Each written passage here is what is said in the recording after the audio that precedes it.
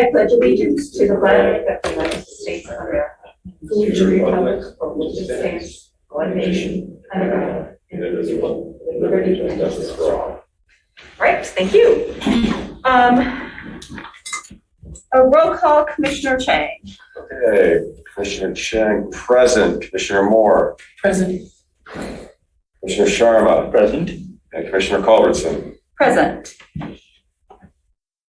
And public. Adoption of our agenda for this meeting, the 6 p.m. meeting. Is there a motion to adopt the agenda? So moved. A second? Second. Any discussion? All those in favor, please say aye. Aye. Okay, then we're moving along to public comment. Public comment is for the anything that someone would like to address the Planning Commission on. We are going to be discussing the PUD ordinance, and then there'll be another session of public comment prior to our 7 o'clock meeting. And so is there anyone present in the room? We'll do room folks first and then go to online folks. And there is a sign-in sheet up on the table too. Welcome.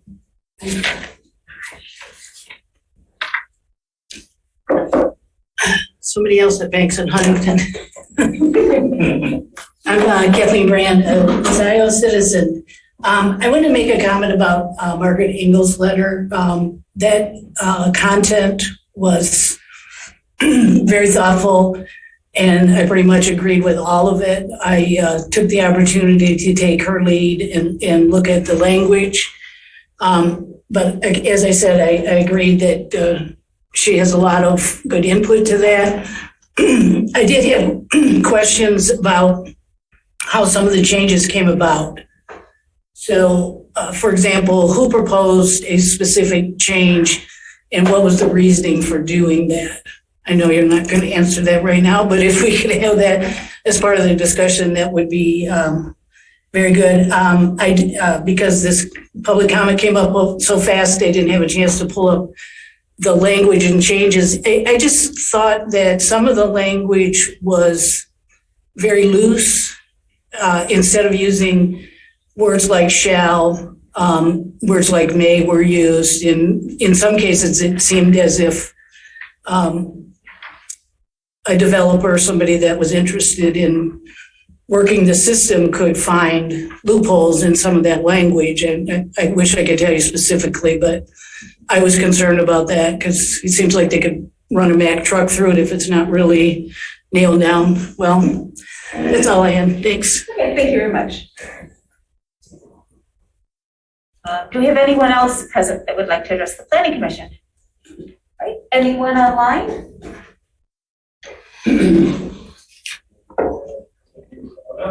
Marty Mayo. So Marty, clicking the button, you now have the floor. Okay, can you hear me? Yes, ma'am. Okay, I, like Kathleen, I would like to mention Margaret Engel's letter, which I think had a number of very important points to raise. And I would urge the Planning Commission members to, all of them, to read it. Some of the things that she raised are, in fact, included in the changes. In particular, she thinks that it's important that PUDs must have both sewer and water service, must be within the sewer water district. That was not the case in the past. She also suggests that the PUD parallel plans should be realistic. Sometimes the parallel plans that are put up by developers are really headed for the waste bin, not carefully thought out and not realistic. Then she thinks that the density of the PUD should be clarified with respect to underlying zoning. And that she said the parallel plan should be subject to the underlying zoning and not the master plan. And I wanted to Oh, she mentions that rezoning should not happen automatically with preliminary PUD approval, that should be a two-stage process. So, then,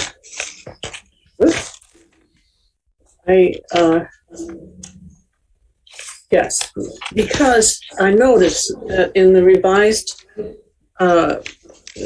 PUD language, that any zoning district where permitted, a PUD may be applied for in any zoning district located within the Township Water and Sewer District. So in fact, that question by Margaret has been addressed.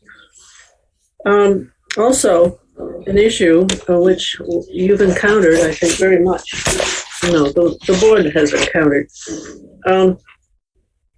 Should the proposed development shall minimize any negative impact on surrounding properties. And with this arborist plan that is going through, and I think that the Planning Commission approved, that the impact on the surrounding properties is loud and clear, and should be that the approval for this project should be reconsidered given what the people in the parkland property have been pointing out loud and clear. So I'm also wondering why is there an increase in density in the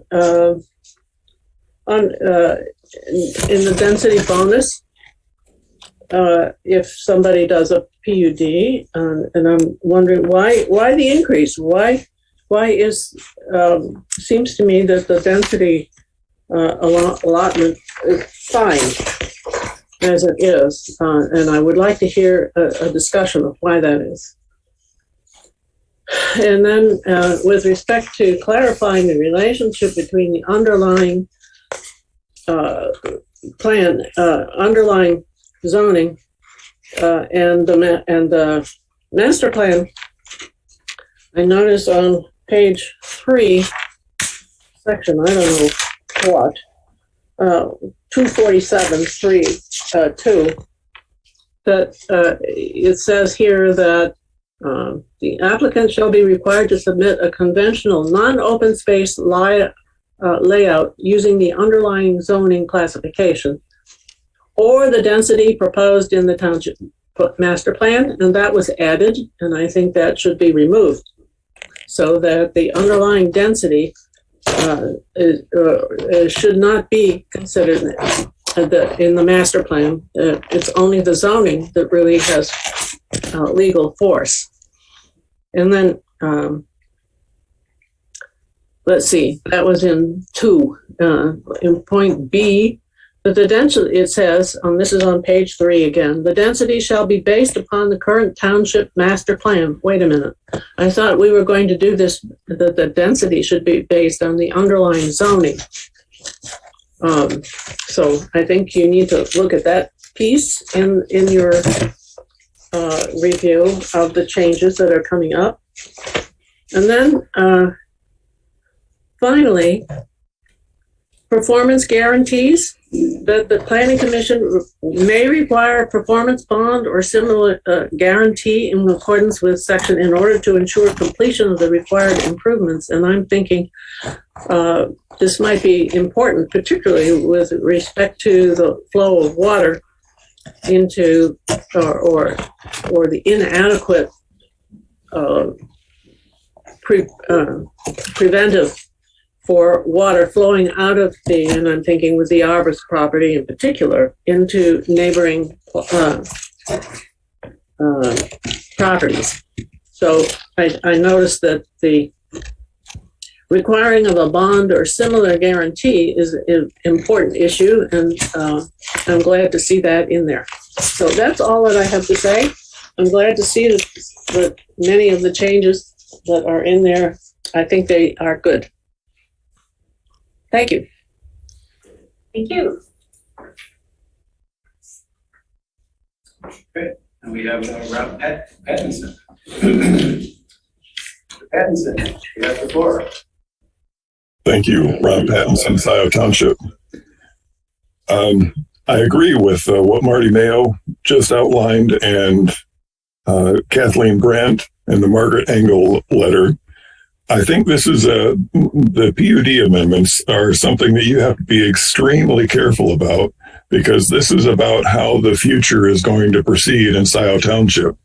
And I urge you all to be very careful and cautious.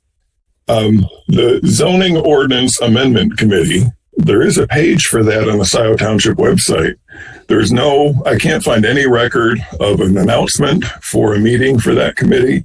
I can't find any information about where that meeting was held or about who is on that committee.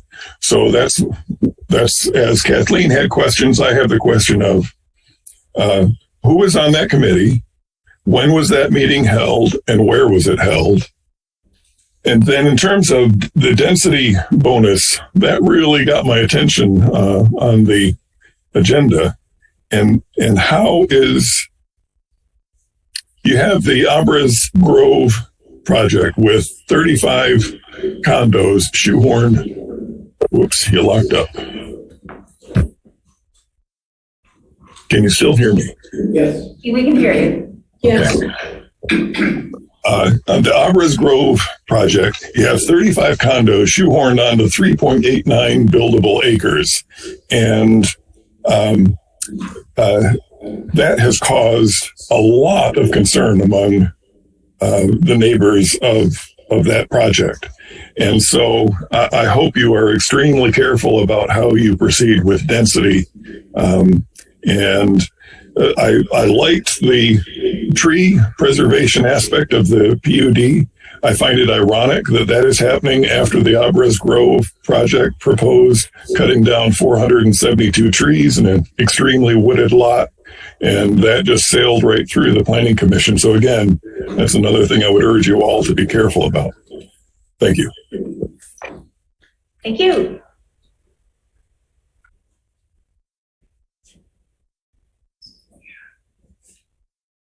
Bill Doty. Mr. Doty, you have the floor. Thank you. This is Bill Doty from 465 Woodgrove Drive. I'm Parkwood Condos resident. Marty and Rob said it all, I think, already, that the Arbray Grove proposal that the Planning Commission rushed through has several concerns related to density and stormwater, and where that stormwater goes from that property. It's not self-contained within the property. So I just wanted to share that with you. I'm listening with quite a bit of interest here. Thank you. Thank you. Oops. There we go. Mr. Alan Burbano. Mr. Burbano, you have the floor. Good evening. Can you hear me? Yes. Okay, Alan Burbano, also of Parkwood Condominiums, and I'll be brief. Anytime the township raises the topic of density, my antenna goes up just a little bit. And I say that because of the March 14th Planning Commission, when they considered the approval of the high-density project of Abras Grove, which is adjacent to Parkwood. And despite a conversation that evening about the removal of 472 trees and the nurturing of the future Scio carbon footprint, and an official Carlisle-Wortman review that recommended a different building layout to protect those natural features, the commission did in fact approve a plan to place 35 units on just 3.89 buildable acres. Parkwood is now engaged in a discussion with the Board of Trustees, making a case for why this high-density proposal is not in the spirit of the Scio master plan. I bring this as a point of reference, thinking that jacking up density as Scio's surface acreage declines over time is in general not a good practice. I thank you for your time. Thank you. Can I just hear what Mr. Burbano said, that last statement he made? Wonder if he's still on, if we want. Mr. Bravano, would you be able to repeat sort of your last statement? My last statement was just, I said, my very last statement, Mm-hmm.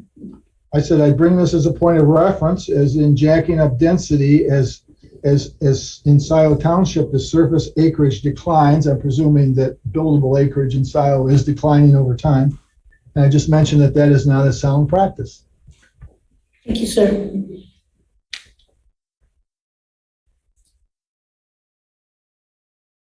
Okay. Have anyone else? No one else is there yet? Then move to close public comment and let everyone know that there will be another public comment session when we start our 7 o'clock meeting. I move to close public comment. It's moved by Commissioner Moore, support by Commissioner Sharma. Any discussion? All those in favor, please say aye. Aye. And any opposed? All right, and I do think we do have Commissioner Hyde is on vacation, but he is he is available via Zoom because this is a working session.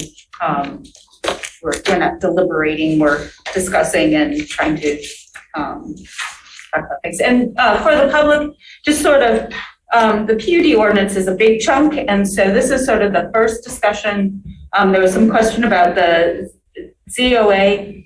The ZOA reports the Planning Commission. A good point we can discuss about, typically the ZOA meetings have been via Zoom.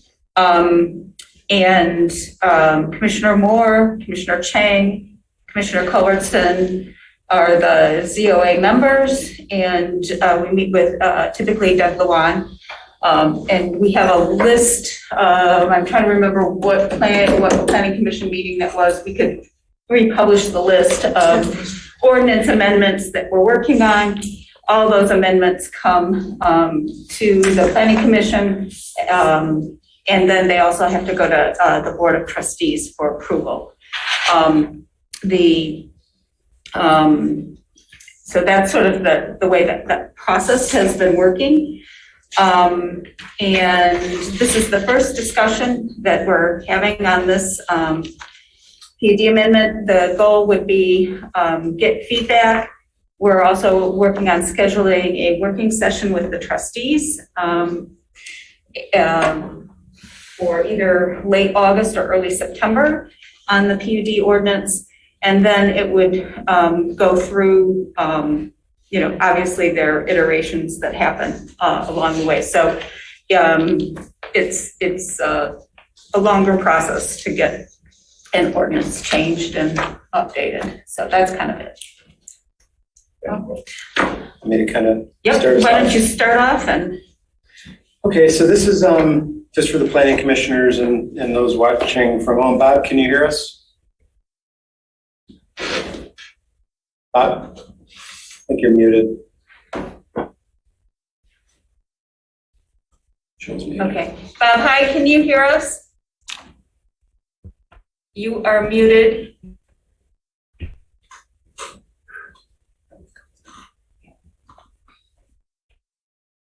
Your little mute thing is on. I don't know if I can unmute you.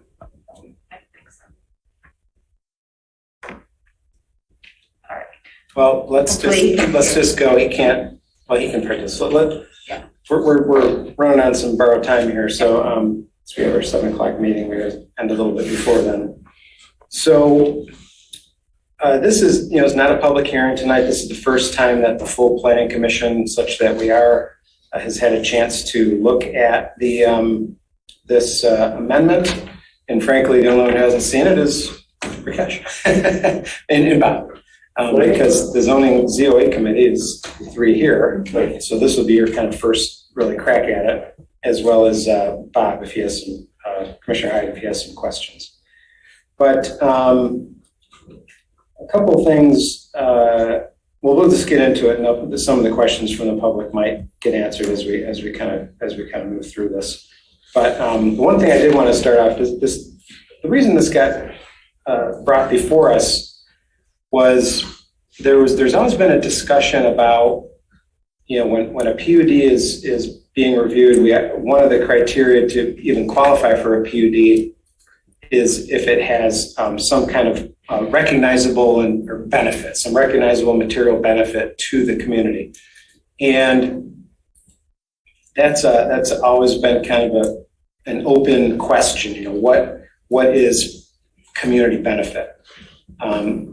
People who are developing property think community benefit's one thing. Many times they say, I'm putting in better landscaping or where, than you would normally get, or the building architecture is going to be great and, more than you could normally require. And sometimes, depending on the site, that might make sense. But, for quite a while, we've always kind of struggled with what exactly is public benefit.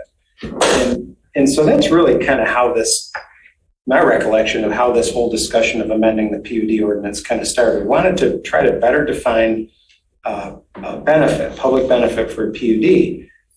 And so in doing that, we first started, as we're supposed to start this work, in the master plan.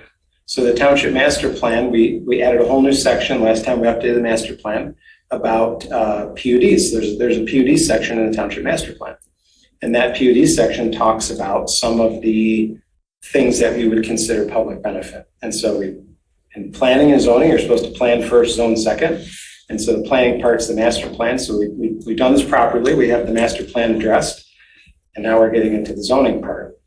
And so, of course, when you start to look at an ordinance, there's other things that come up.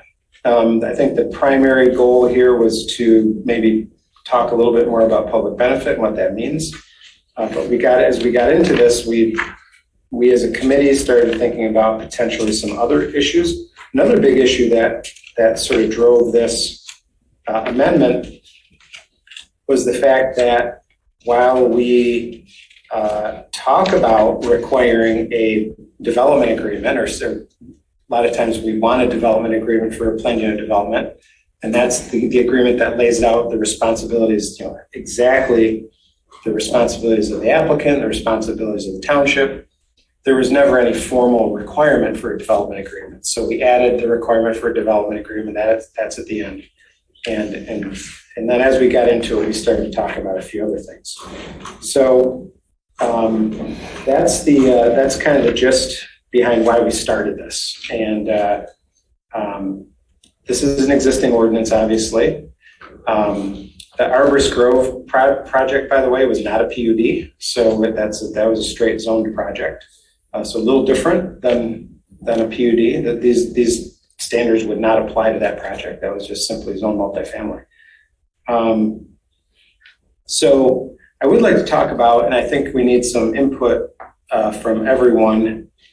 And I'm not completely convinced that we should do this, but this is probably the most substantial change that we're talking about here, is what was alluded to by Marty Mayo in the public, and I think Margaret Engel's letter, and that is to only allow PUDs in the sewer and water district.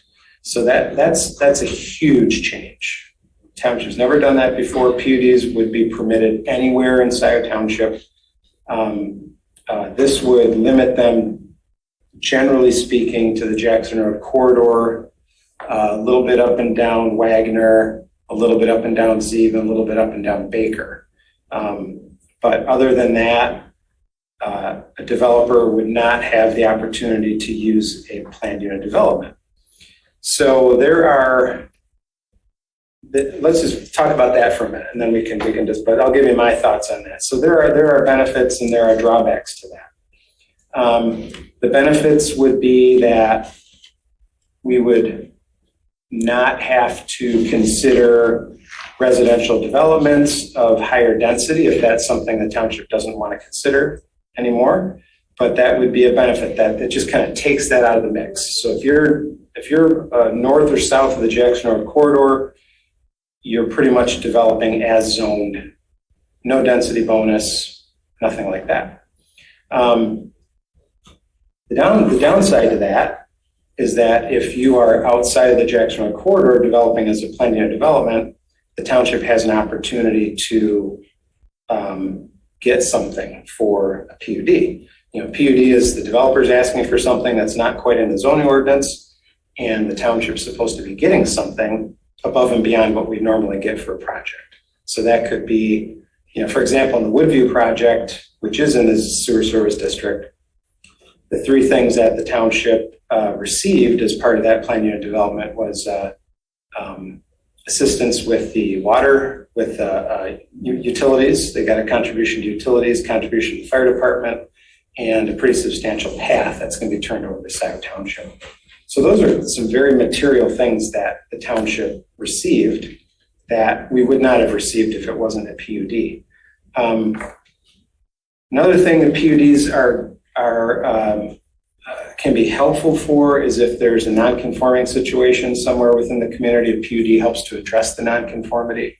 In fact, that's one of the things we talk about in the PUD criteria. Is there a non-conformity that this will eliminate? That doesn't occur very often, but it does occur occasionally. So this is one of those areas, and this is, again, I think this is probably the most significant change. There's a lot of good changes here, but this is probably the most significant change that we're proposing, and it's really, all we're doing is deleting a couple lines of text. So this is not a lot of new text. We're actually just deleting a little bit here. I'll also add this before you guys discuss this, is currently only residential PUDs are permitted outside the sewer service district, even under the current language. So you can't do a commercial or industrial PUD outside the sewer service district. That's the way the ordinance is currently written. So if it's residential, you can do it anywhere in the township. So, the planner in me, putting on my planner's hat, I don't necessarily like to take away a tool that we have to be creative and or for the township to gain some public benefit. I understand the concerns that we heard tonight and that we talked about in the zoning ordinance amendment committee, but I have a little concern pulling back and taking that tool out of our toolbox, but that's probably the biggest change. And we can go through, do you want to stop there for a minute and talk about that? Or you want me to go through the rest of I'd like you to clarify what a non-conforming. You said that it also allows for non-conforming. To address a non-conforming situation. So there was Non-conforming meaning not conforming to the zoning? Yes, yeah. So you could have there was a situation where years and years ago, there was 4 or 5 homes built in the neighborhood of Miller and Zeeb, somewhere in that general area. I forget where. I could find it if I saw the zoning map, that were all built on a single piece of property. And then the applicant wanted to take another step. Well, our current zoning ordinance only allows 1 home per lot. And so we had for some reason, years and years ago, they allowed multiple homes on a single lot. So the only way the developer could do it, or wasn't even a developer, just the homeowners could do anything with their property, was to actually create a PUD for that situation. That eliminated the nonconformity because the PUD allowed it to happen. And then the owner, I forget why he even did that. I think he took another split or something off the property. So that eliminated a nonconformity that was kind of just, that property was stuck. It couldn't go any further and there was no zoning solution. There was no rezoning that could have allowed it. There was no special land use that could have allowed it. A PUD was their only way out. And it allowed a non-conforming situation to then become conforming. And then that helps with things like people getting mortgages and things like that. And they wanted to do what? They just wanted to, I forget the exact reason. They wanted to have their homes not be considered non-conforming for zoning. Sometimes it's harder to get mortgages and sell your house if during title work they find out that the home, if it was destroyed by fire, could not be rebuilt. Non-conforming structures, if you have a non-conforming structure and it's destroyed, I think the ordinance says 50% or more, you can't rebuild it because non-conformities are supposed to go away over time. But there were nice homes and they didn't, they were concerned that they didn't want that happened. So, I mean, that was quite a while ago. But anyway, that's an example of the PUD addressing it. Now, it's an odd situation. Doesn't happen very often, but it, could occur. Now, maybe there's a way to include that kind of situation where we would still allow a PUD in that case. But anyway, we're kind of going off a little tangent there. No, but that's good. Because I also want to talk a little bit about, because there was there's been this density discussion as well as, the PUD piece. And I think, and I'll take the heat for the density discussion, because I think there was, how do we not increase density, in outside, like the sewer and water district, but how can we, the PUD and the density bonus, some of the things that we added are important to what we want to see in Scio. So one is affordable housing, two is net zero ready housing, all electric, those types of things, and also start building along, Jackson Road, which has the water and sewer, and also can become more of a public transportation corridor. So the issue was, if we want to increase that, the density allowance along Jackson Road and in the water, and this is water and sewer, because some places get water, we wouldn't want to increase the density, we want to just in the sewer district. So it's sort of that discussion about that, but maybe there's also a way to protect the density by saying if it's outside the water and sewer district, you don't get those same density bonuses. So that could be another way of keeping that tool, but not allow the density bonuses. Yeah, that's true. And I think you're right. I think part of the reason for those density increases was this idea, if the planning commission, ultimately the township board, want to eliminate PUDs from outside the sewer service district, then, if we're going to be just limiting the sewer service district, perhaps that's where we have our sewer. Perhaps that's where we should have a greater, to allow greater density, because it's in sewer, it's on the Jackson corridor. That's right. And it's still regulated by how much the sewer capacity we have. So that's part of it. So I just wanted to put that out there, because I know some folks were concerned about density, and I think the whole idea is not to increase density, and in fact, not give people the option of increasing density, outward, but keep that density concentrated in the sewer and water district. Yeah. So I just want to address that. I think there are a couple of issues. And one is how we use the PUD, or whether we use it at all, or whether we limit it. And then I think there's another issue which is far-reaching, which has to do with development within our township and how we want that to look and taste and feel like into the future. And so I like the idea of restricting the PUDs to the water sewer district. And recently, we found out that the Sloan project over on Baker Road, that has about 300 units or so, whatever, mixed condos and homes, I guess you'd say. They were not approved by Eagle or permit for their sewer private wastewater treatment, I guess you'd say, community treatment facility, because they would be dumping their wastewater into the creek. And now we're faced with, and they are well off of the sewer water district. And so now we're faced with a possible, I'm not sure what's going to happen with that project, but it sounds like there's a movement underfoot to annex that whole property. And it's moving faster than I can even keep up with it. But so that's a good, had that we not allowed for PUD in that area of our township, a developer would have to come in with something that had to deal with a development that had septic and wells. So, and then the other thing I want to say about this is that you were going to give us a list in our last meeting. I think we talked about, you were going to develop a list of all the large plots of property out there that was left, because you seem to think that there weren't many of those left anyway, and that there may not be a need to change the PUD because we don't even have those vast areas of property based upon it already been developed, having been developed, and based upon the fact that the Land Preservation Commission has already bought up some of it.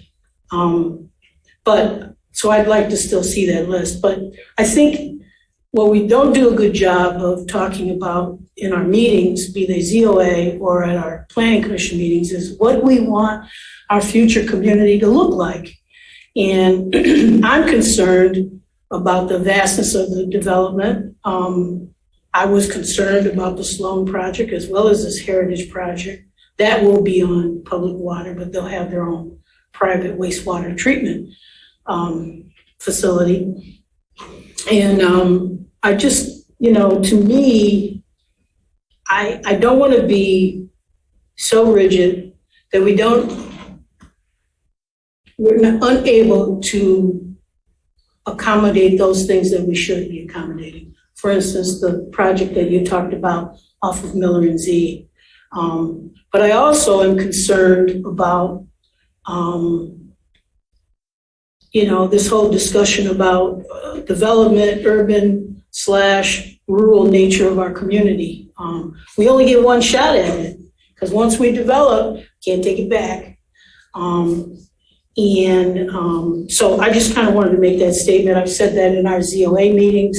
Chris and Jan and Doug are aware of that, and I just want to be on the record as saying that I like this change in the revision in section 36-245, subsection A, which limits PUDs to basically the Jacksonville corridor or Liberty, because they're in the water sewer districts. So, but I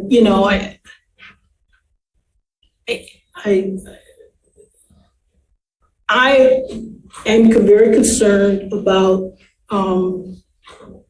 the growth in our little, 36-mile square area. And so I'll just leave it there. I don't want to take up a lot of time, but I did want to go on the record as saying that. Yeah, I do want to just mention that we did. And let me just say one other thing. Yeah. About the density. As far as I can tell, the density bonus is not for us. It's not for the residents. The density bonus is for the developer to encourage them to go this route of a PUD. Because one of the benefits of the PUD is that we have this issue that we can require them to create open space, to leave a lot of space open on the property. And that's a benefit to us. I mean, that's a good thing we want. And then in return, we give them, the developer, a density bonus. Sometimes it makes sense and sometimes it doesn't make sense. I was just,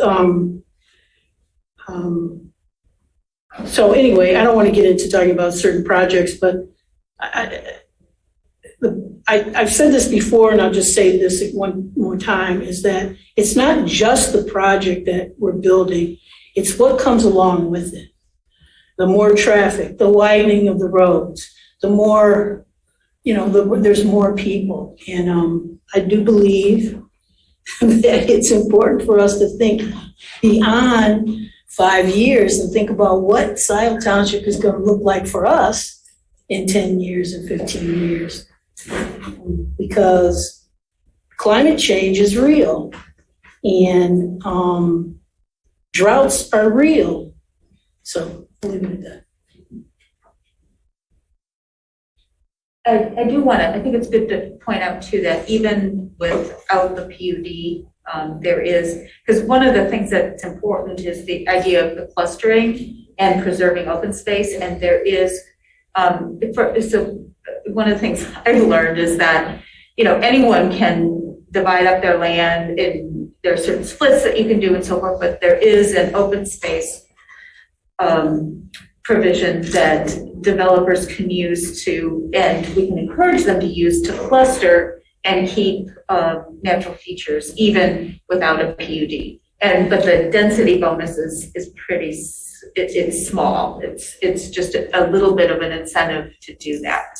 So I think that, just wanted to bring that up. I don't know, Chris or Rakesh, did you have anything you wanted to say? Or Bob, did you have anything? I don't know if you were able to unmute or not. Yeah. You mentioned that the PUDs are generally up and down along Jackson, you mentioned. I guess, are they allowed beyond Jackson into other areas? I mean, Currently, they're allowed anywhere in the township. allowed in the Yeah. So this is just a thought, we're early in the discussion. discussion, okay. And so This is just a possibility of how we would change it. Yeah, and we wanted everyone's input, whether if we wanted to limit the location of PUDs. Outside. So right now, they're allowed anywhere in the township. And so the proposal for discussion here, probably the biggest change that we're talking about here, is would we limit a PUD to just the sewer service district? How can that be possible? Because the space in up and down Jackson, around Jackson is limited, right? And we obviously are on the verge of running out of space in that corridor. I mean, speaking hypothetically. In Liberty. Yeah, exactly. And the so-called sewer and water district that you mentioned. Yeah. So we have to go beyond that. Well, we don't have to. Which we already, Yeah. you think, okay, so that's the discussion, Yeah, yeah. whether we want to go. It's a zoning district. A PUD is a discretionary district. I mean, you don't have to have a PUD district in your zoning ordinance at all. It's not a requirement. But it is it's necessary for greater development and tax base. and everything. Well, no, I wouldn't say that. It's a tool to allow flexibility. That's how I look at PUD. It allows the developer to do things that they wouldn't normally be able to do under the current zoning. And that could be, in a positive sense, that could be maybe allowing a little smaller lot sizes, but them providing greater open space because they're allowed to cluster their lots. It might, it could allow a number of things, the flexibility in the zoning ordinance, but to get that flexibility, they're supposed to provide some public benefit. So this is one of the only tools we have that has that kind of trade-off between the developer and the township. And part of the standards here is we tried to tighten up what we mean by public benefit, because it is kind of mushy. Yes, and that's, I mean. And it's the only tool that we really have to incentivize electrification, affordable housing, net zero ready, those types of sort of environmental sustainability things, because we can't put that in a direct ordinance because of the way the laws in the state of Michigan are kind of written. That's my understanding, because Ann Arbor's been trying to do some of those things.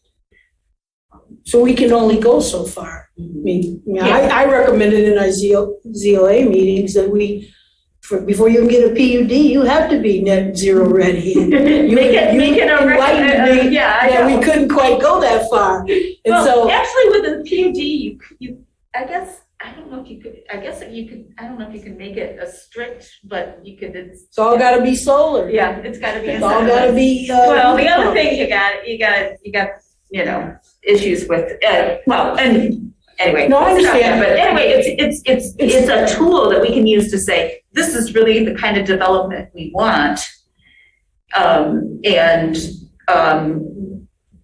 what we'll do, because there may be some more costs to that or whatever is that will give you more density in order to get those things. Yeah, and because we can't make it. So what we can't do is demand that a developer give us a PUD will take us in the future. That's what we can't do. And as I understand how you informed me last time, was that the state statute is not structured enough to be able to require that.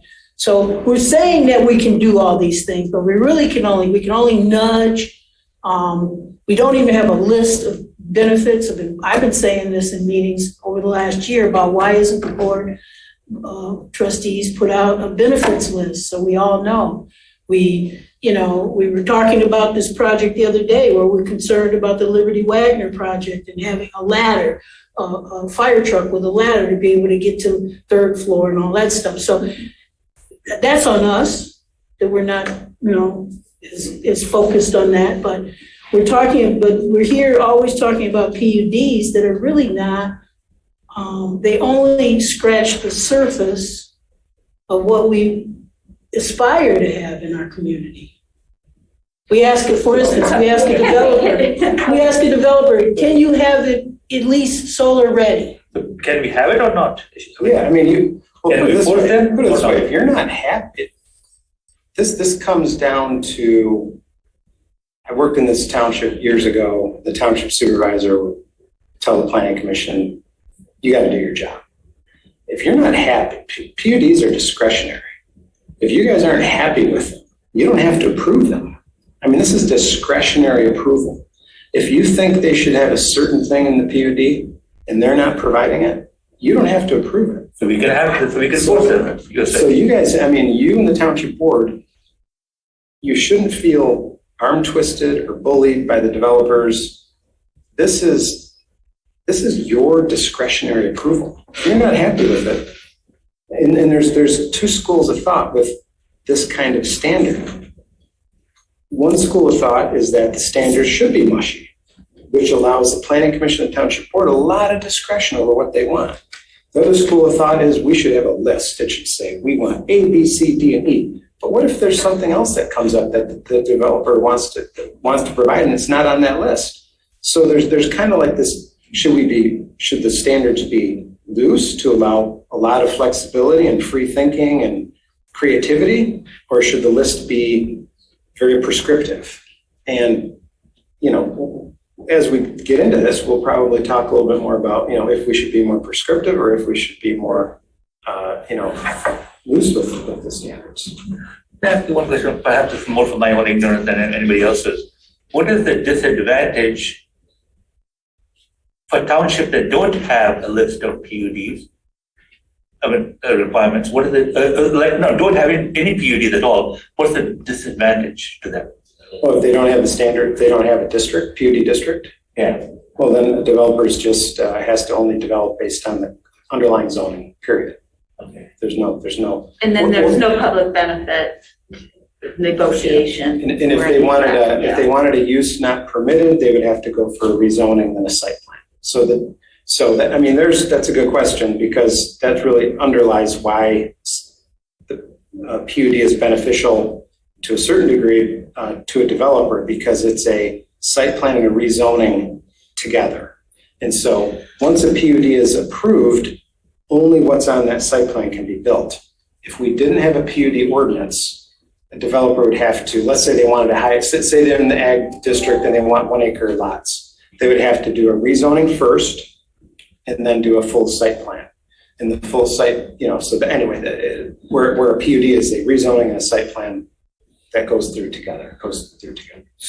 So I'd like to take a stand at responding to that. I think it's that what they would do is they would, like for large areas, they would build houses, And so the question becomes, is it a better land use to have a PUD that requires certain open space, or to allow a developer to come in and build multiple homes, less units, because they wouldn't be able to, get all those units in there, but you might not have as much open space.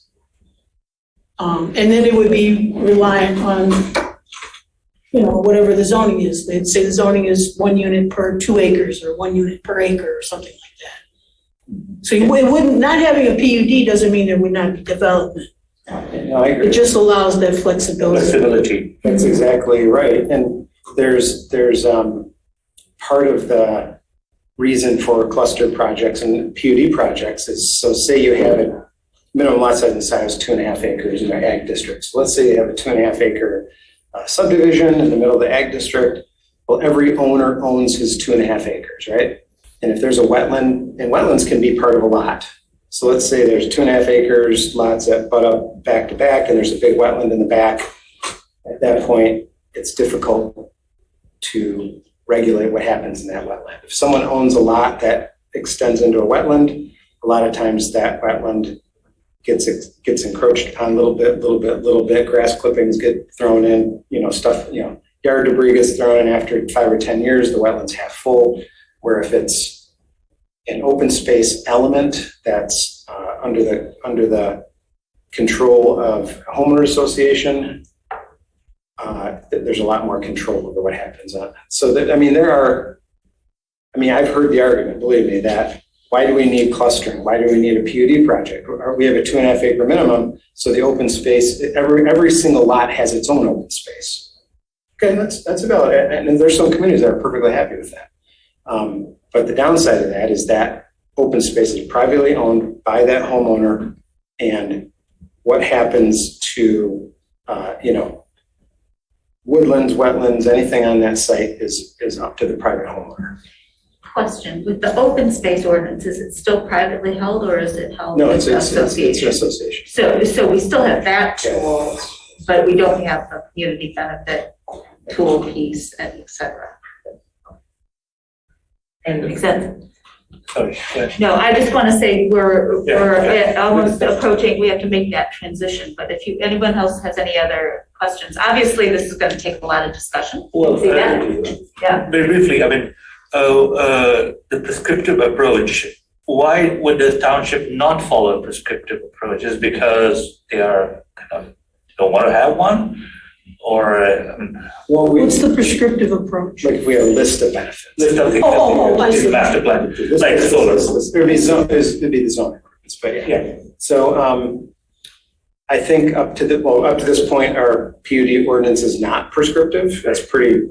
It's pretty open. Yeah. And the initial idea, I'm guessing, I don't exactly recall, it's been a while since this was adopted, was to allow that flexibility and allow the township to work with the developer and negotiate certain things that aren't exactly listed. So that's why ordinances aren't written that way. But they could be, it's really ultimately up to you guys and the township board, how you want to switch, if you want to switch. And I think there are a lot of different circumstances. For instance, if we said everything had to be electric, well, if it was a medical office building and they wanted, a generator, they'd have to have batteries. And right now, that's really difficult. Maybe in the future, it isn't, but now that's pretty expensive. Let's say we wanted to have everyone solar. Well, multifamily is very difficult to do solar because DTE doesn't allow you to master meter multifamily unless you have a waiver, and they only allow that for like Section 8 housing. So, there are all sorts of little nuances to it that make it difficult to just boom, boom, boom, boom, boom. Yeah. So I just want to say one other thing. We throw this word around quite a bit in meetings about affordable housing. And we talked about this in our ZOA meeting. And perhaps I'm too traditional. I've dealt with poor people, and I know what affordable housing means in that context. So I think it's better to use the phrase attainable, because I think some of the clustering allows a developer to put more units in, and the bonuses and density on that, because they have to make money too. So there's been questions, put to us about, well, we need more apartment living and that kind of thing. So I just wanted to bring that out, because these units that I'm seeing are going for $400,000 and $500,000 to $500,000. I don't consider that affordable housing. Now, I suppose it could be defined so many different ways. So that's another, I think, policy issue that the township is dealing with too, in terms of bringing in all kind of other housing. But we need a definition of that. Absolutely. But from what I can tell, because the affordable or attainable, whichever word you want to use, are you talking about bringing in young families that can afford $300,000, $250,000? Because those are not the prices I'm seeing on projects that are coming in here. So I want, I don't feel like that. And affordable housing is defined by the county. You would look at the area median income, how many members are in the family, and what, it'd be typically it's at like 60% of the area median income to qualify to live in the units. But I just wanted to say one other thing to Commissioner Sharp, just for clarification. Even though it says in the water of the sewer district, and it sounds like, yes, that it is finite, there'll be a lot of properties I would assume too in the future that would probably redevelop, knowing that you may have more value in going to PUD and having more density in the water and sewer district. So it's not just the vacant land that may be on Jackson and Wagner. There could be some redevelopment of those sites too. Okay. Yeah. Good. Okay, then I'll take a motion to close this meeting so we can transition to the Move to next adjourn. one. The motion from Commissioner Moore, support. Yep, and we'll continue the discussion because it is a process. Commissioner Sharma, all those in favor, please. Any discussion? All those in favor, please say aye. Aye. Any opposed? All right, we are adjourning at 6:57.